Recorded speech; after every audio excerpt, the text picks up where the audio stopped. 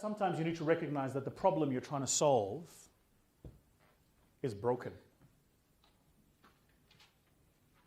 And so if the problem is broken, necessarily we're going to arrive at the incorrect solution. How are we doing, by the way? We're still getting value? Yes. Should I carry on? Yes. Great. Let me introduce to you these two companies. Both of them should be familiar, particularly to those of you here that travel.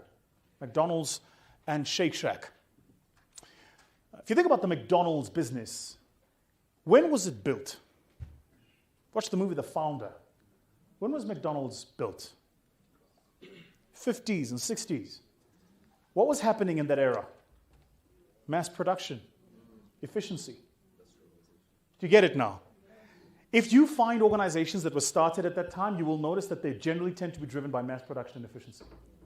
Generally. It's part of their DNA. It's the raison d'être, as they say. But McDonald's was started in that time. And in that time, around the 50s and the 60s, efficiency and being efficient at production was what was the ticket to the game. So this is why they will deliver that burger to you as quickly as they will deliver it. I mean, let's be clear.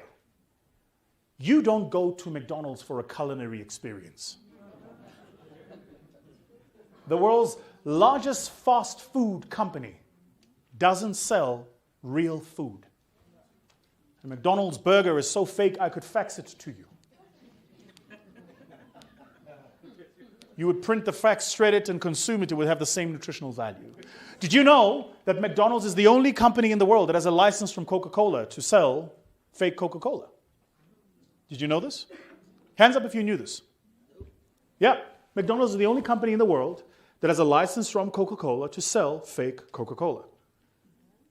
They get the little syrup from Coca-Cola, and they make their own blend as you buy it. Now, if you don't believe me, try this. Buy a McDonald's Coca-Cola, buy real Coca-Cola. Spill or consume the real Coca-Cola, whichever of these two works for you. And then put the real Coca-Cola in the McDonald's Coca-Cola in the real Coca-Cola bottle. Seal it tight. And leave it for 24 hours. Open it and see what's happened. It's as flat as Joe Biden falling in Delaware.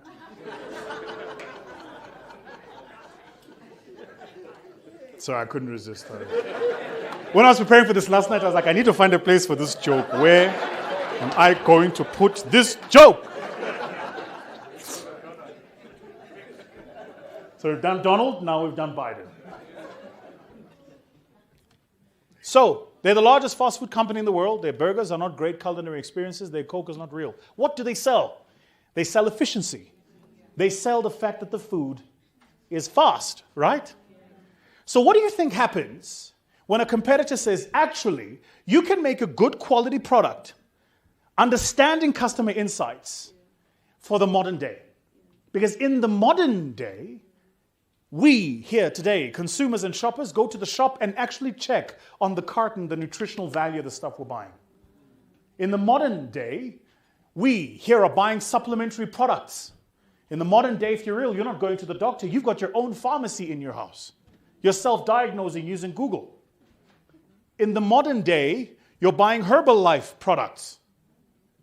In this day, you actually are worried about nutritional value.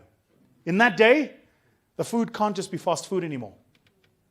It cannot just be fast food. It needs to be real food, but fast. Do you get it? And so if McDonald's was stuck, what would they have done?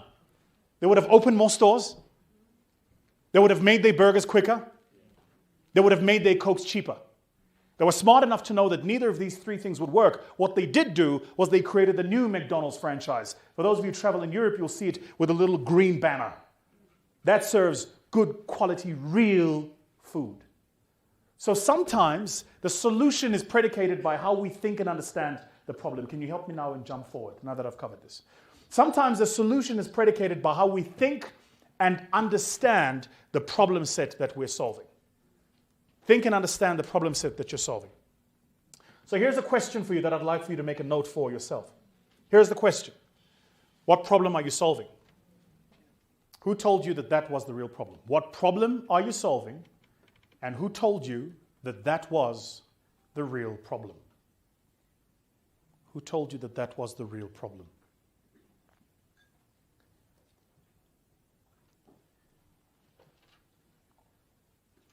I keep referencing my brother Julian because I think he and I are so aligned. He said something earlier about the number of startups that are failing, right?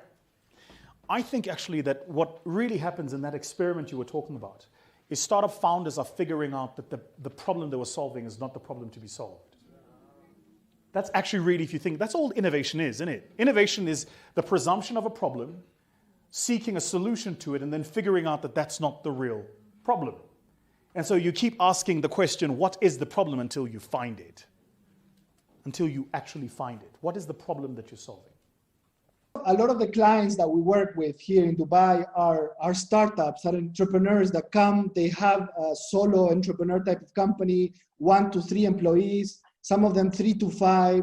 They're smaller companies. How do they go in that offensive mode in saying, how do I grow from being a 3 people employed company to a 30 employed company?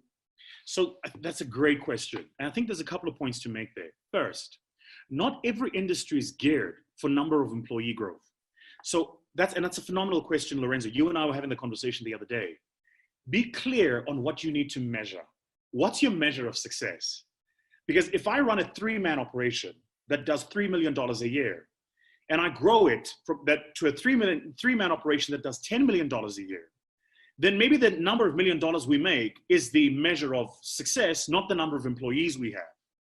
And this is a developing mindset, developing economies mindsets go, we need to throw, the more people I have in my factory, the more successful my factory. You know, but when WhatsApp was bought for $1 billion, there were less than 50 people in that building. Was WhatsApp not a successful business then? So you've got to be clear on what is your measure of success. The measure of success has to be impact. It can't be all the other things that are attached to ego. And it's ego. You know, I always say to entrepreneurs, ROE is return on equity, not return on ego. And a lot of us think ROE is return on ego. So it's, you know, where is my office? How beautiful is my, I've made this mistake myself. Where's my office? How beautiful is my office? How much is my rent? You know, I have a car and a driver and I get chauffeur to place it. Yeah, that's all return on ego. Let's talk bottom line, numbers. What are you actually doing in your business? So for me, when you want to think about scaling or growing your business, the question is, what is the right way to scale your business? And how do you make sure that you measure the right stuff? You've got to measure customer satisfaction, measure market penetration, measure customer share of wallet. Another thing we don't do as entrepreneurs, we don't measure customer share of wallet. Here's what that means. If a customer buys, so if I have a customer, right? I'm your customer, Lorenzo, and you run a restaurant, and I only come to your restaurant in the mornings for breakfast. Does that mean I don't need lunch? Does that mean I don't need dinner? So how do I build a strong restaurant? Because I know my restaurant is going to be open in the morning from 8 o'clock, probably to the evening at 8 o'clock, which means I've probably got a lunch platform, a lunch service, and I've got a dinner service. So if I position my restaurant as a breakfast only service, then I'm competing in a breakfast only market, and I'm going to have good market share in the breakfast only space. So the great thing to begin to do is how do you expand your customer share of wallet? That's what we're busy with. So I've said to the guys, we're going to go offense, we're going to get new customers, but defense, let's go to our current customers and let's expand our share of wallet. We know that we're not getting every single rand from our customers, so let's do that first. And that for me is a far more important measure at the moment than how many people am I employing, how many places do I have offices. If you measure the wrong stuff, you're going to do the wrong stuff. So you got to get the measure right, and the measure then gives you the right action. In my journey in business, I've found that the literature in business, often when business leaders get to a point where they've done well, when they tell the story, they make it sound like they always knew. Like, oh, this thing was always going to work out. We don't. 99% of the time, it's a bit of luck, a bit of guess, and a little bit of instinct and skill. So that's the first part. The second part is we make more mistakes than we get things right. And that's what people don't realize. Business leaders make more mistakes than they get things right. Where we are lucky is the quantum of the things we get right outweighs... So amazing. Yeah, that it outweighs the quantum of the things we get wrong. So Michael Jordan, when he was at F&B, made Yeah. a whole host of mistakes in running F&B. Yeah. But he got eBucks right, he got the tablet story right, and he Yeah. got making F&B a digital bank right. And he got the Steve campaign. And he right. got the Steve Yeah, campaign I mean, right. we're So- all talking about Steve. Right. So when you think about those things, the wins were so much bigger than the losses. But in quantity, the number of losses far outweigh the wins. What is currently the most weighing question on you? Now what? Now what? Yeah, I feel like, so God's been good, right? And I say this to people all the time. I'm just the vessel doing the work. Now what? Like, okay, so where do I go now? What's next? What am I trying to leave behind? So I'm very much at the now what part of my life, which is about legacy. It's when Vusi's not in the room, what's left. Because it's not, it's not the Patek Philippe watches, it's not the cars we Yeah. drive, it's not the places we live in, it's not the people we holiday with, the places we holiday. It's more than that. And I'm trying to answer that question. So that your thing about brand, and I say this to my team all the time, which is, even in the construct of brands, we must always recognize that we will never be the equal of the brand. And this is what many people who build brands get wrong. So particularly people who do personal branding. So they go, well, I'm a great X, I'm a great comedian, a great singer, a great actress, a great whatever. So you Yeah. become this brand thing, but you forget that a brand is something that lives in people's mind, which is to say your existence becomes a manifestation of somebody else's expectation. Now, most people are bad at the expectation part. So they think you're still in charge. You're not in charge anymore. This thing called a brand now outlives you. It's a bit like building a Lego set. You just built the pieces. What people will do with this Lego set is up to you. And that's kind of how I think about my life. That is such a hard truth. It is, right? It is such a hard truth. And by the way, the most powerful brands are the ones that the people who construct don't own. When you cease ownership, that's when you've built a brand, because it means that there's somebody on the other end who's gone, this thing is so powerful, not only do I want to be a part of it, I want to help build it. There is I think it was Friedrich Nietzsche that said that true power finds expression in the absence of power, which is to say, when I can give power away and still have power, I have power. Again, right, so remember, you're in this journey, you're doing this thing called life, you're building this thing called a business, you're in pursuit of this end goal called profit, and somewhere in between it, the pursuit of purpose. You're trying to create a better workplace for your people, a place where they can come and belong. You want to serve communities, you want to better the lives of customers. There are 1,000 things you want to do. And so we go to business schools, and business schools, particularly the ones I went to, teach you about, they give you case studies and they go, this business leader did X and that business leader did X. And there's like this literature that says they make perfect decisions. Then when I spend time with business leaders, I realize they don't. Most of them just make a decision.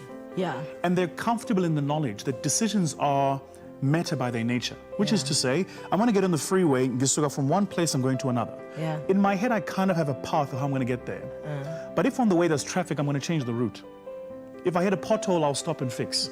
But I'm going there. But I'm going to get there. So fig. And this is the thing about the perfect decision rather than the decision made perfect.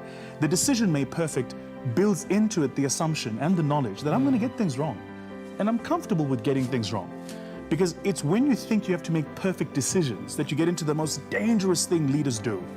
Ego, bravado, knowledge, arrogance, this walk in and like, I own it. No, you don't. So we've always done it this way. No.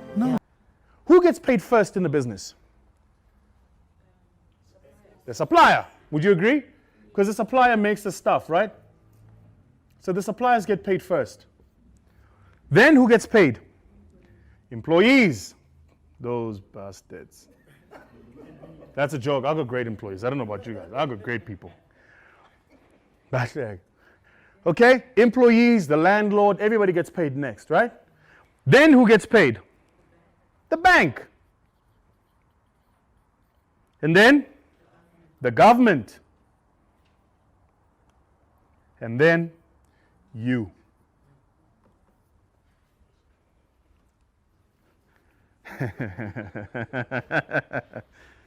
Tell me again that you want to start a business? I want to start a business. See, the point is very simple. You take all the risk. You work the hours. You get paid last. If you're not in your mind willing to make this adjustment, don't start. Don't even. Just stay at the job. Month end, 25th, you get your salary. Okay? Yeah? Okay. So now that we've discussed this, let's just very quickly do this then. So this is the layout of an income statement. Why do entrepreneurs, I see a lot of this in SA, why do a lot of you guys fail to raise funding? Because when you do this, you guys, have terrible behavior here. Terrible. You don't know how to manage costs. So the investor looks at this thing and he goes, no, this thing here, it's fine, man. You've actually got a good business. Yeah? It's his business that he just told us about. I haven't gotten into the other related expenses. I don't know the cost of financing. I don't know how many people he's going to need. I don't know the operating costs. He just told us about the business model to this point. I go, sounds like a good business. This gets you meeting one. If this doesn't work, you don't get the funding. Because the investor knows, if I'm an investor, it means I take an equity position in your company, which means I get paid here, not here. Yeah?